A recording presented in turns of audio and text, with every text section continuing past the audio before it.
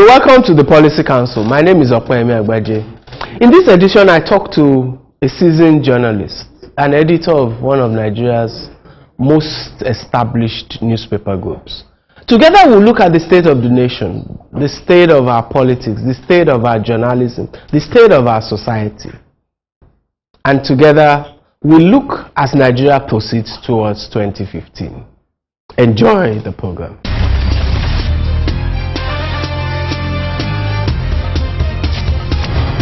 You're welcome back to the Policy Council. My guest is an accomplished journalist, a news reporter, editor. He's lived in Abuja, worked in Abuja for more than 25 years. And today he's the editor of The Guardian, Mr. Martin Sailaja. You're welcome to the Policy Council. Yeah, thank you. Let me ask you about Abuja. That's not where I intended to start, but it hits me. You know, we know Lagos, we know Kaduna, each city, we know London, we know Paris. Cities have a character. If somebody were to define Lagos, they'll say, Eko Bagbere. And that sums up Lagos. You can't be slow, you're fast. We know Paris, the city of love. What's in your view, having lived in Abuja for so long? What's the character of Abuja? Abuja is Nigeria's a seat of power. Well, it's still very young. In 1976 to 2013. It's a city of intrigues. And it's a sleepy city for now. Having lived in that place for more than 2 decades, and I've just returned to Lagos. And I've been telling my friends that Lagos is a city of enterprise, and the enterprise spirit here is remarkable. In Lagos, you have to wake up very early, but Abuja doesn't wake up early. And it's a sleepy city, and there's dependency syndrome. Dependency on what? Yeah, dependency, maybe people depend, friends depend on friends to get something done instead of doing something. There's no enterprise spirit in that place. They just say, oh, this is a seat of power. What do we do at the seat of power? We just dispense powers. We give this to this, we give this to that without even following sometimes due process. And it's a city where there is impunity. And the people do not want to respect even traffic rules. People, even law enforcement officers, see everybody as somebody that has influence, that I may not have to offend. Even criminals in big cars. You find big houses, big cars, big people, not many great men in that place. What you're describing defines Nigeria. Well, that's the seat of power. That's the seat of Nigeria. That's the seat of Nigeria. Where, you know, quite unlike South Africa, where they have 3 cities where the 3 arms of government are located, as in Pretoria, Johannesburg, and even the city where judiciary is located in South Africa. Everything here is located in Abuja. The 3 arms of government are located there. They have 3 arms zone. You have the State House. Even if you shout at the State House, you can hear at the Supreme Court. At the Supreme Court, if and that's becoming a literal statement now. Definitely. And then the National Assembly is within that place. Although the IBB administration slightly altered this cemetery, and he relocated the State House. Now he relocated it to this current place. They call Aso Rock, named in 1993 by the Lagos Press. Nowhere it was not named by any government. It was during the heat of June crisis that at least the Lagos Press started calling the place Aso Rock. And it has come to stay. In a way, what you've just spoken about also illustrates the power of the media. Let's talk about the media for a brief second. You are now editor of The Guardian, and that's a newspaper that many of us are proud of. Proud heritage of quality and professionalism. How do you see the media today? Is it living up to that standard? Well, the media is living up to that standard. You know that we are in a different context. We are in a world that globalization shapes even every minute. Because according to this Microsoft big man, Bill Gates, so business is now done in this world at the speed of thought, not light. So digital journalism has taken over. And that is why, as I've said elsewhere, journalism has changed. And that is why the best journalism school in the world, the journalism school in Columbia and in New York, has reacted sharply to the need of the age by changing their curriculum. Because of the way social media has changed the shape of journalism to digital journalism, now they have joined journalism with computer science to produce digital journalists. But here we have not reacted. We have not reacted. We are still using the old curriculum. We don't have any mass communication institution that has a studio like this, where you can even train digital journalists to some extent. We don't have anyone that has a well-equipped radio station or a newspaper house where you can train journalists. That is why we are in trouble. Let's take a short break and we'll continue this discussion with Martin Sailaja of The Guardian. We'll be right back.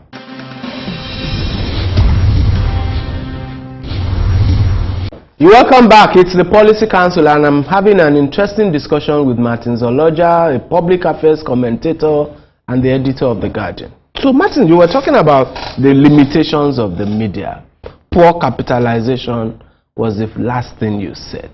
But some will also add maybe eroded ethics. What do you have to say? The ethics may have been eroded by poor capitalization. But you know, years ago, the late MKO Abiola said in a public place that, you know, if you, unquote, if you don't pay your journalists as and when due and you pay them well, somebody else will pay them. And that illustrates vividly what is happening.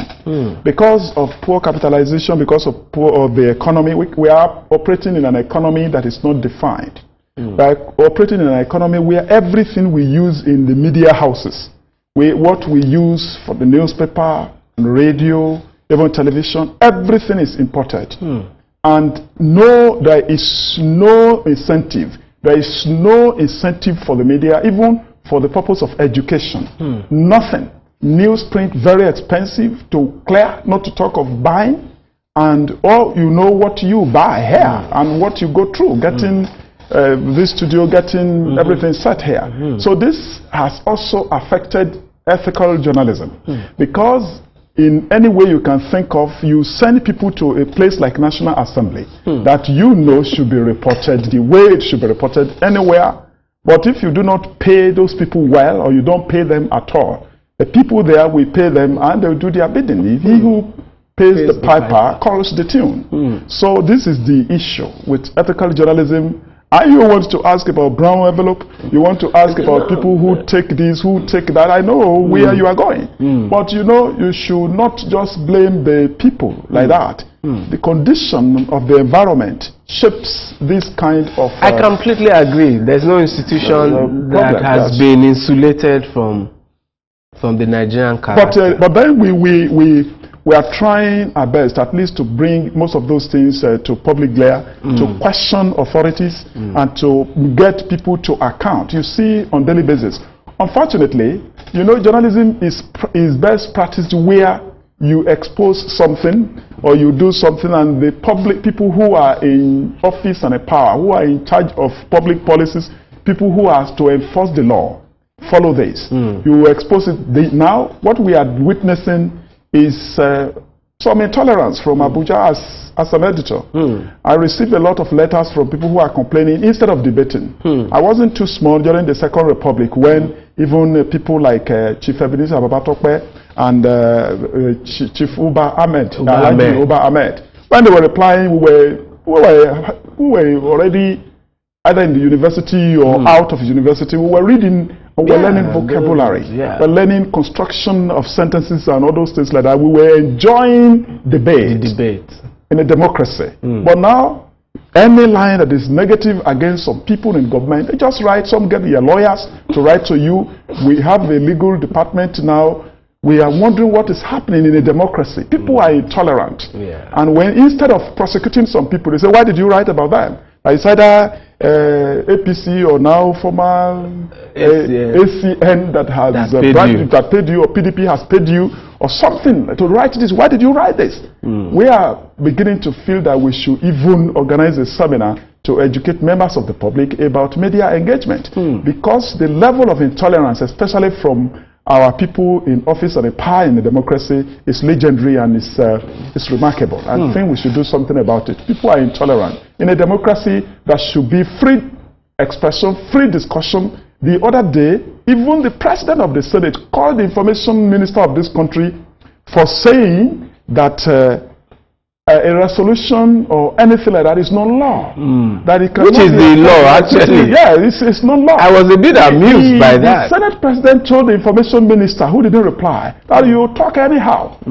How else can you talk anyhow? Where else, if not in a democracy? You should talk anyhow in a democracy. That is the oil of democracy. Free speech, freedom of expression. The real dividend of democracy is not construction of road, it's not construction of your commissioning of airport or others in reconditioning of airport.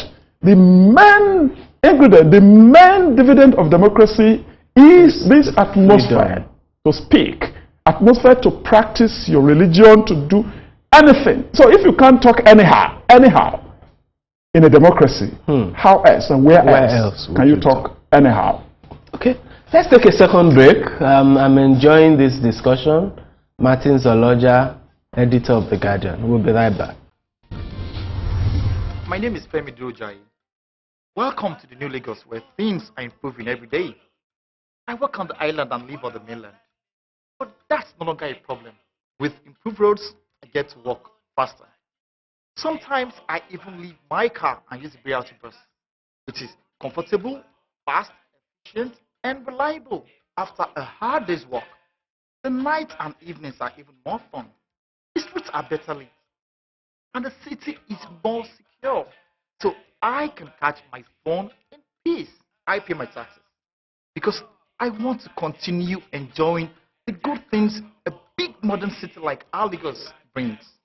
So it's my taxes that makes them real. Have you paid your tax? Pay your tax. It's your civic responsibility. It's your duty. It's the law.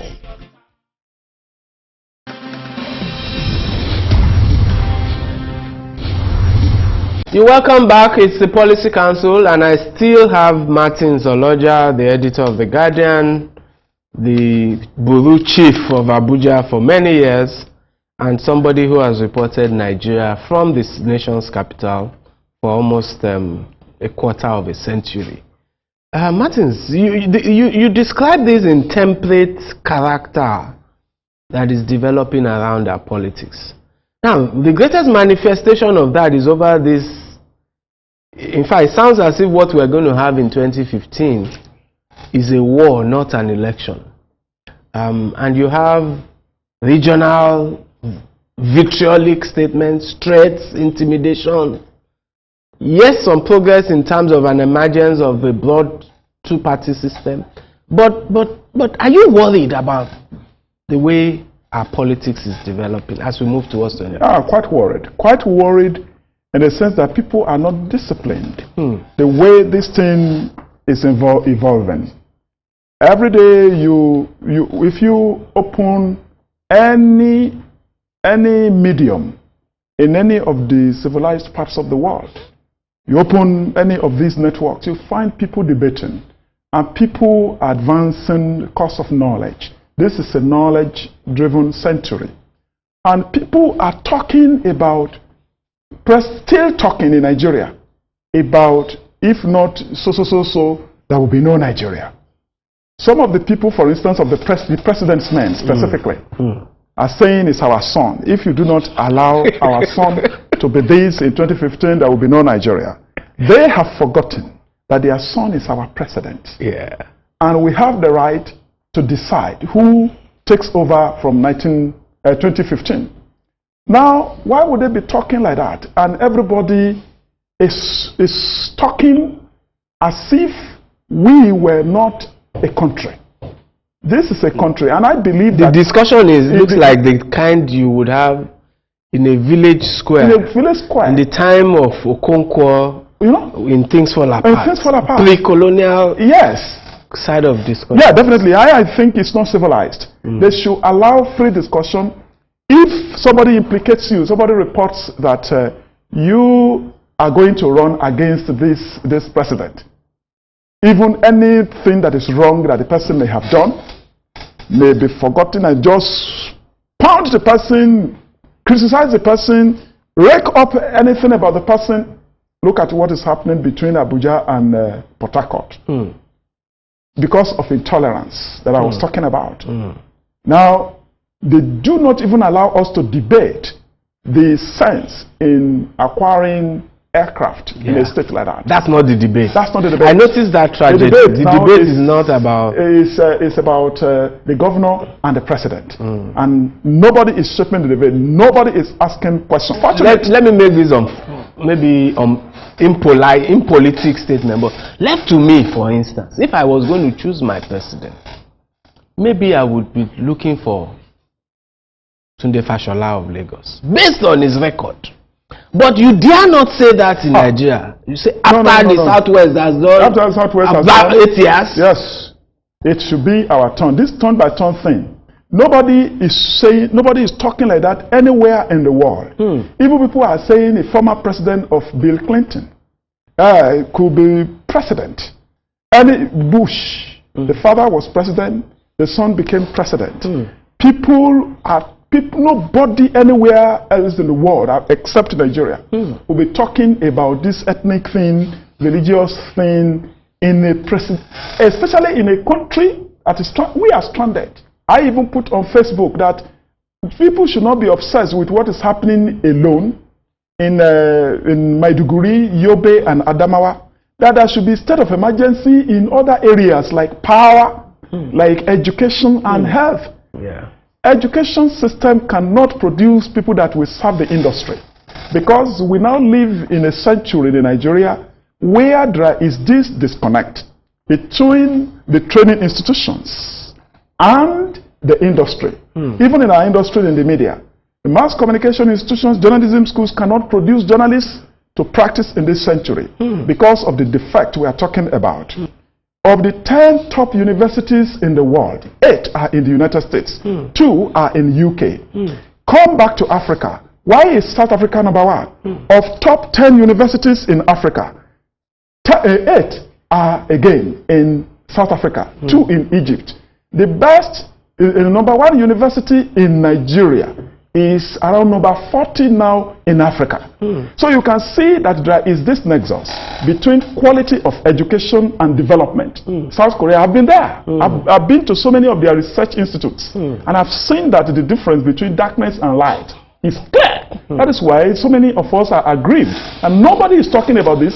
Nobody is debating this towards 2015. We should find people who have the capacity to organize public service reform that will produce people who are capable of reforming our curriculum to reflect 21st century, to produce professors, to produce scholars that can take care of our need into 21st century.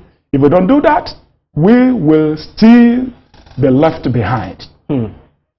Let's take a final time out, and then we'll take our last words with Martin Sailaja of The Guardian. We'll be right back. Government wants our city to become a mega modern city. And so, government is providing modern markets for us to carry out our business. Now, this requires money. So, we need to pay our taxes to help government to help us. I pay my taxes. I hope you've paid yours. I pay. Pay your tax. It's your civic responsibility. It's your duty. It's the law.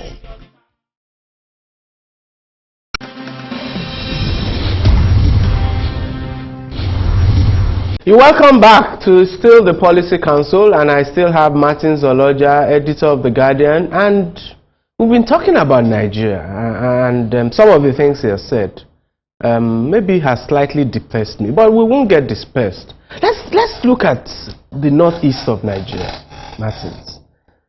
For a long time we spoke about an amnesty, but now we are effectively at war in the northeast.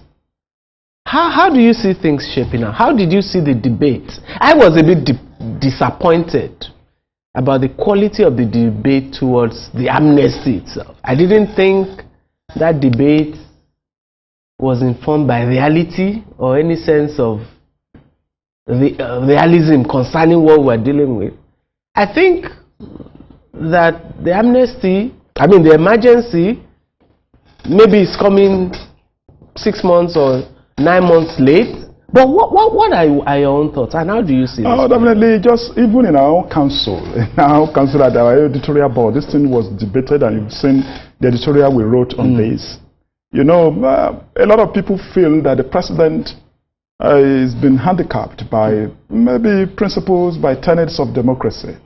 That there were certain things that could have been done in the military setting that maybe he couldn't have done or he didn't do. And for instance, when this state of emergency was declared, people expected that maybe democratic structures in those 3 states would have been removed. But our constitution does not say that. It does not say that. And people will have read a lot of meaning into it, because not all the states are PDP states. And people were suggesting a lot of things. But I think democracy is a bit...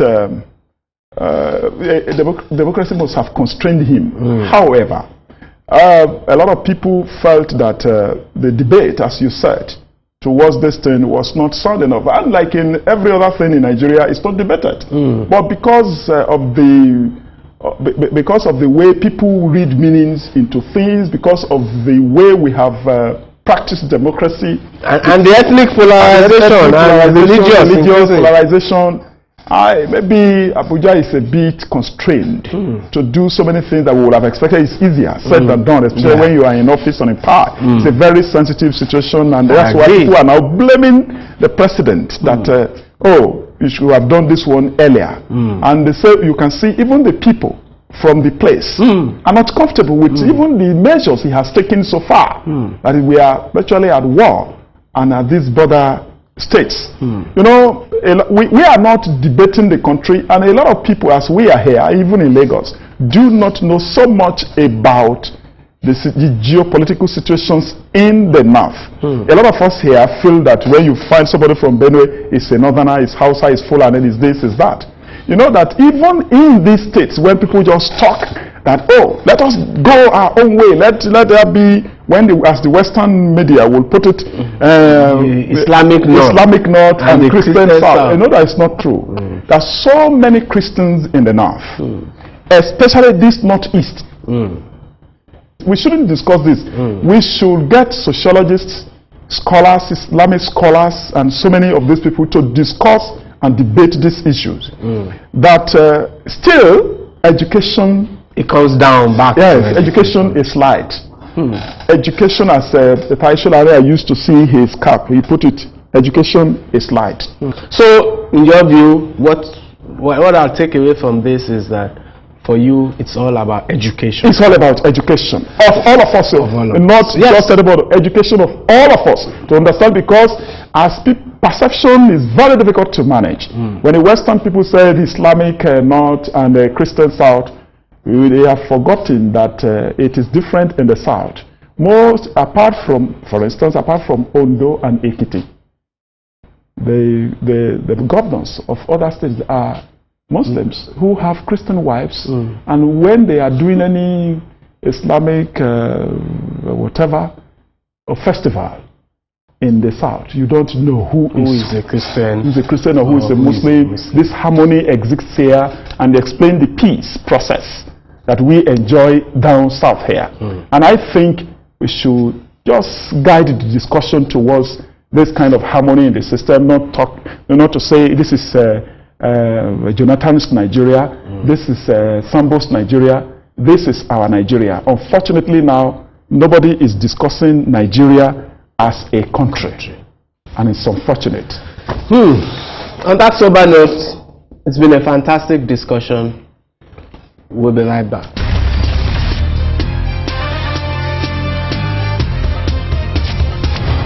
It's been a passionate and interesting discussion with my guests today. And of course, what the takeaway is clear. All of our problems are about education and the ideas, about the type of society we want to build. A society in which ideas are debated, in which there is tolerance for knowledge, in which we seek knowledge, in which we educate our people. Education will put an end to religious fundamentalism, for instance, and will free the minds of our people for development. Thank you very much for watching. See you next time.